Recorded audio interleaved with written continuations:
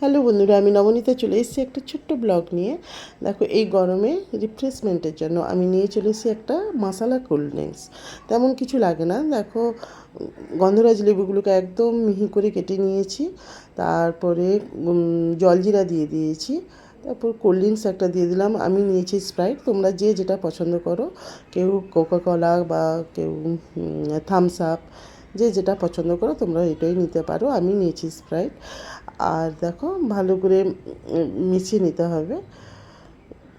খুব সুন্দর লাগে বন্ধুরা, মানে এই কোল্ড ড্রিঙ্কসটা তোমরা বাড়িতে একবার ট্রাই করো। আমি বাড়িতে ট্রাই করেছি, আগে অল্প করে করেছিলাম, দেখলাম খুবই ভালো লাগলো, তো ভাবলাম যে আজকেই তোমাদের সঙ্গে এটা শেয়ার করি।